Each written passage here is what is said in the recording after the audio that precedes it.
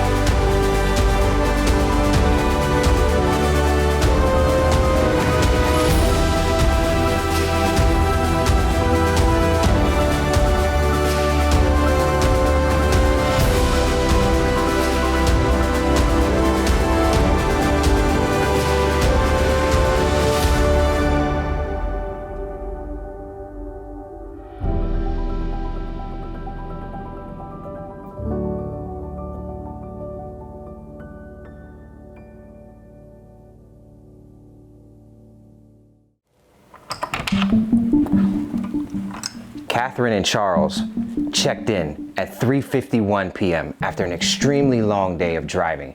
They took all of their most valuable possessions out of their 1978 Lincoln Continental, brought them into this hotel room, laid them out where they stayed. Amongst some of the belongings that they left behind in their hotel room was Catherine's jewelry, which today would be worth an estimated $500,000. Catherine was also known to wear about $150,000 worth of jewelry on her pretty much at all times. What happened to Charles and Catherine Romer?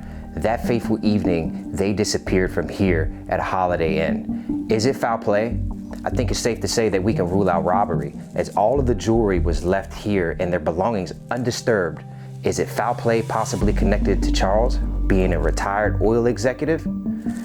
It's possible, but I think the most probable reasoning behind their 42-year-old disappearance is that they left this hotel room after they checked in, they took a drive to go get something to eat, and they've ended up in a waterway concealed for the past 42 years.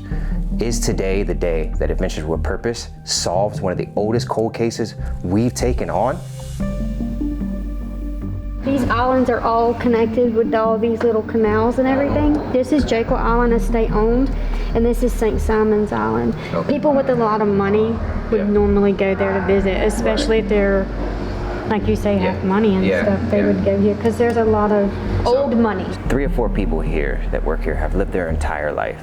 We're getting a lot of good information as far as the lay of the land, the way things used to be back in 1980. That's rare. We're talking about a case that's 42 years old, and we're getting insight on everything here locally from people who have lived here their entire life. It's powerful.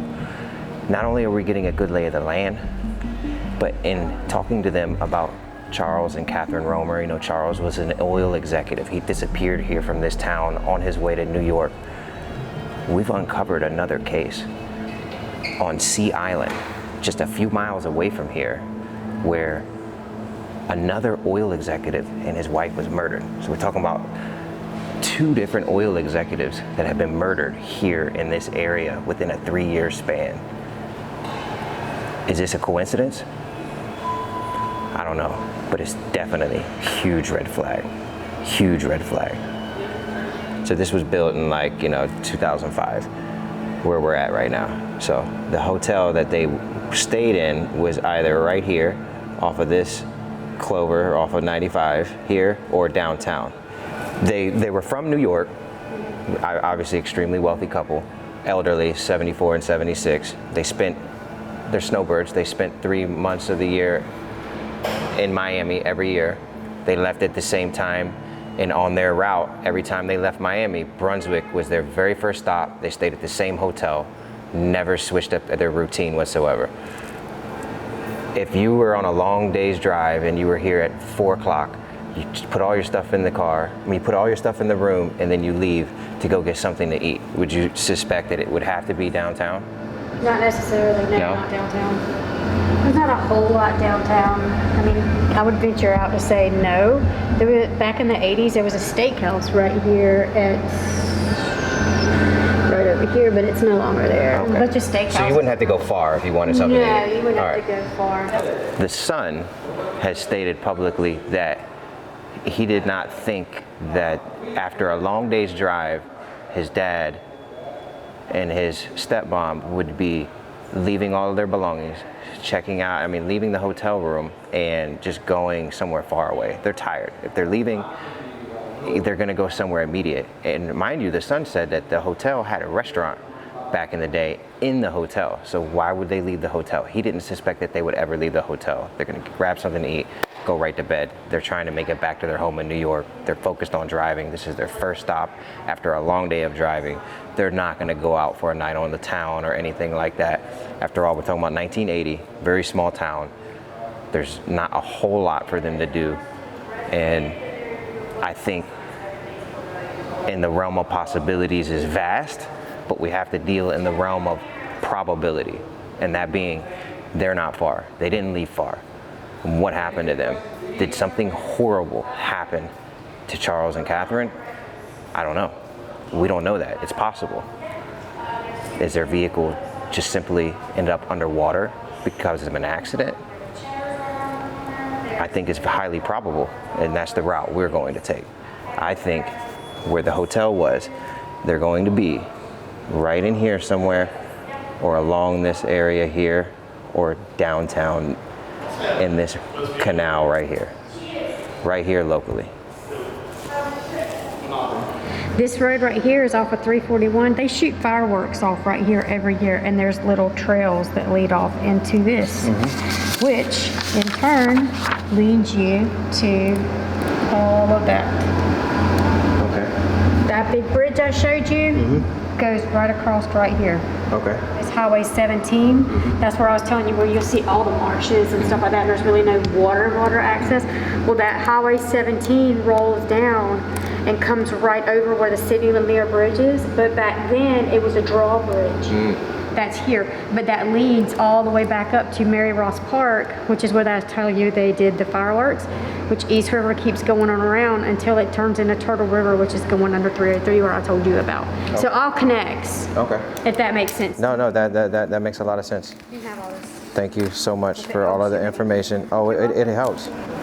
We have a lot of very good information to go off of on this case as far as the lay of the land. And we're talking about a case that's 42 years old. Where did they go?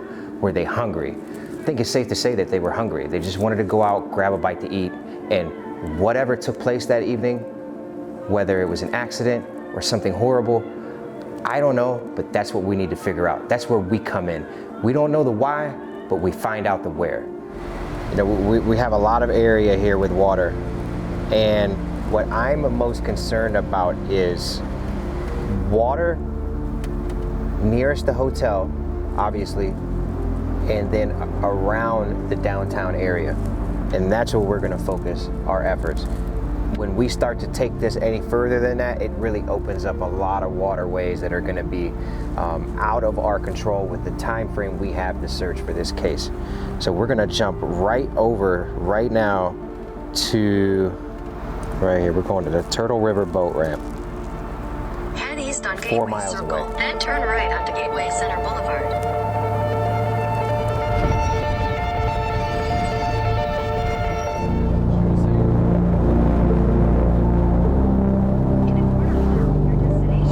We can't even search this.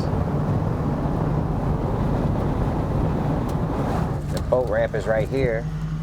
It's flooded, the road doesn't exist anymore, but we can't make it onto this water.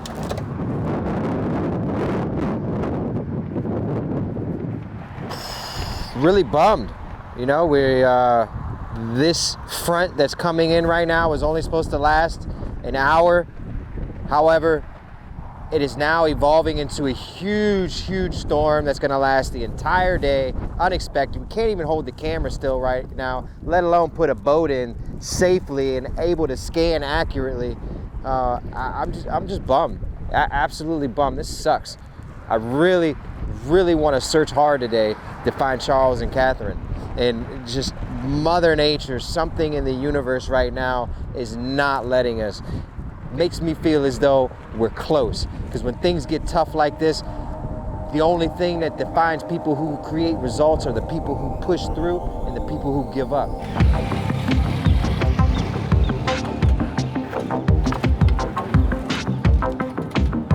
What a beautiful day. Compared to yesterday, when it was just 40 to 60 mile an hour winds at times, hail, tornadoes in the area, and there's not a cloud in sight, not one cloud.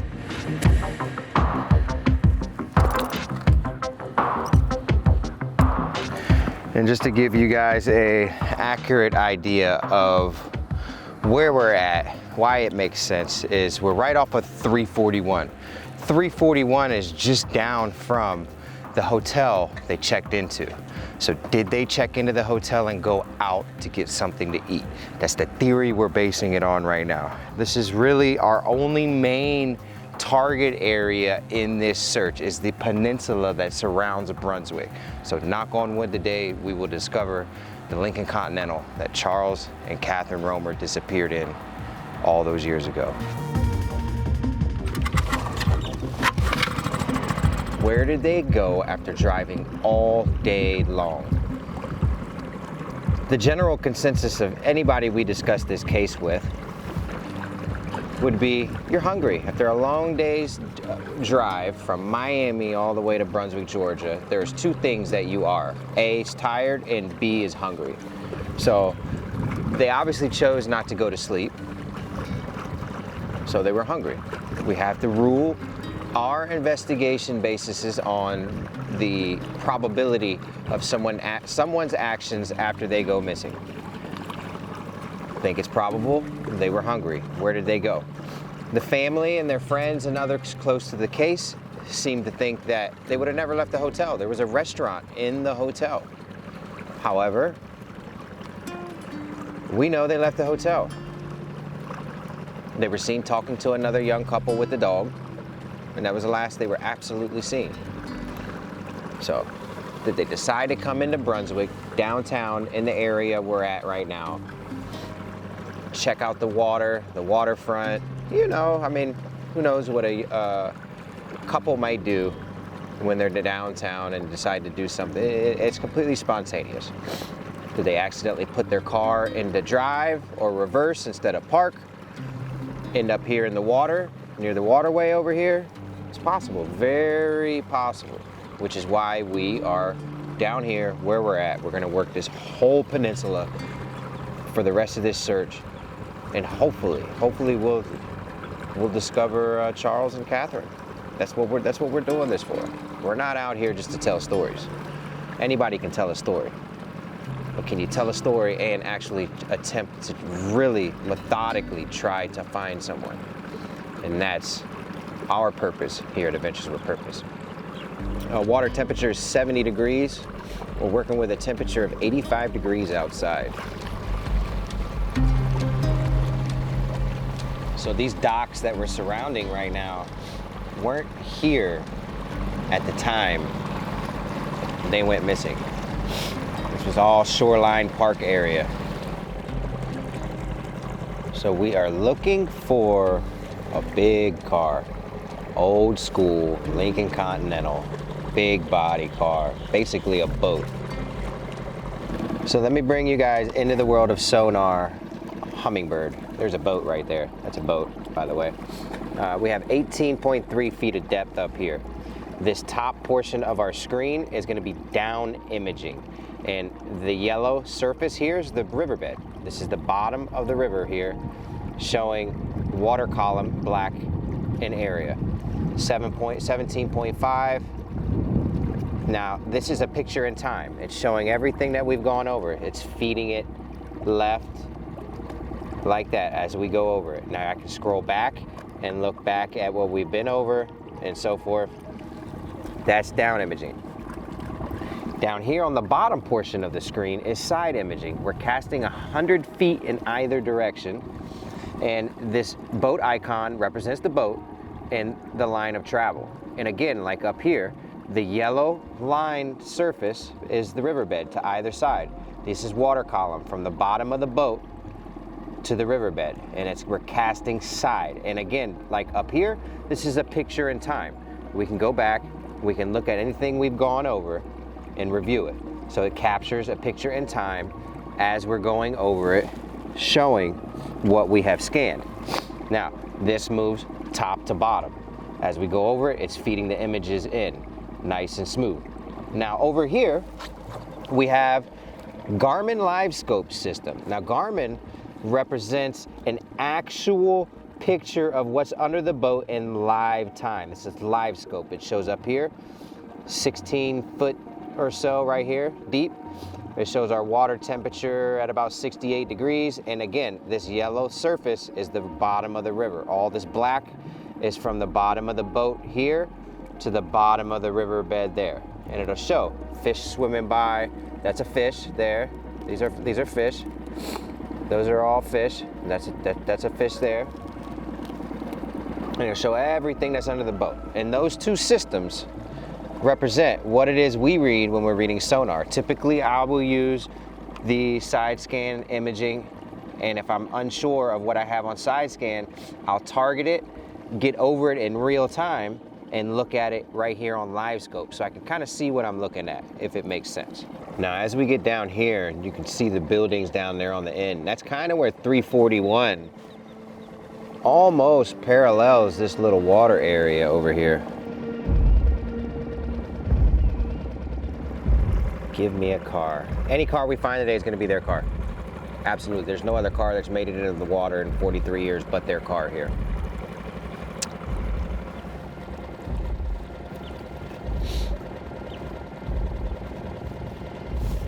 There's something right over here. I'm sure it's an old boat and should be coming over it right about now. What is it? It's a little dinghy. It's a little dinghy.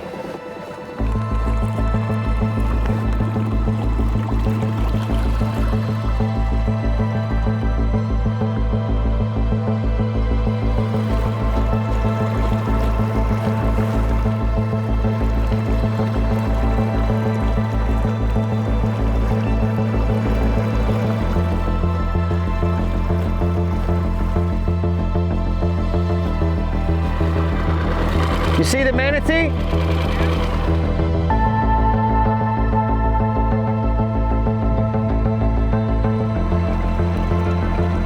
So right now we are right on at the Mary Ross Waterfront Park. This would have been a location that, you know, maybe they wanted to leave the hotel, come down here, do a little bit of sightseeing at the waterfront before they had something to eat that evening.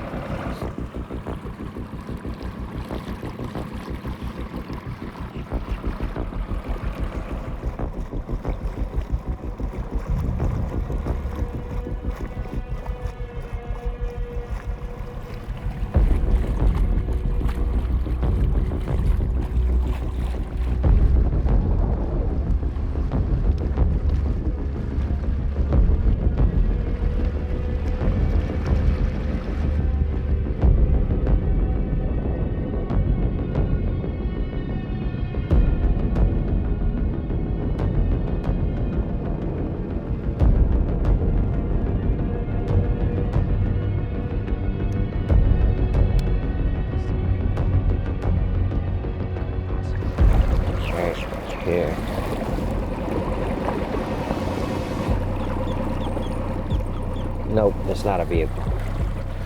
It's a pile of some type of debris. Now, to me, I know I'm looking for a vehicle that's 42 years old underwater. So I'm potentially looking for just a part of a vehicle that's exposed. And if that fit the scenario and my search vision of a car that could have possibly been majority of it buried and a part of it sticking up. However, it's just a couple of like boulders and then maybe a cinder block from the parking lot up here. All right, let's get the boat back over. Head back over to the other side of the peninsula to where Back River, McKay River joins. We're gonna search over there. It's probably gonna be one of our last locations, as that pretty much marks off this entire peninsula where they disappeared. This search is a little bit different than anything that we've done in the past because they disappeared from here in Brunswick, Georgia. However, they were mid-transit from Miami to New York. So once we search right here in Brunswick, it's really all we have off of as far as probable locations to search for Charles and Catherine. Now, if we end up putting this episode out, which we will, and get clues and tips from you guys, our supporters, the public, that is credible enough to bring us back here and search again, absolutely, we'll be back. And if we aren't able to find what we're looking for today, hopefully that's what happens. I mean, you guys have a lot of power in what it is that you do through watching and seeing what we do and critiquing it. And it's great. I love to hear all of the feedback from the searches we do, and you guys are looking at your maps, and local people here that are gonna watch it are gonna have so many tips and clues for us. You know, we'll be back if we get that information that draws us into a better search area or information regarding their disappearance. We'll see.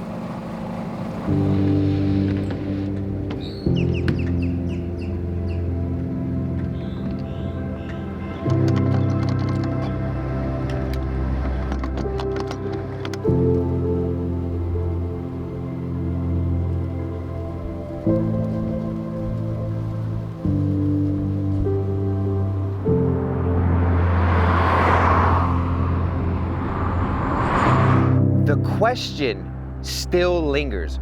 What happened to Charles and Catherine Romer, April 8th, 1980?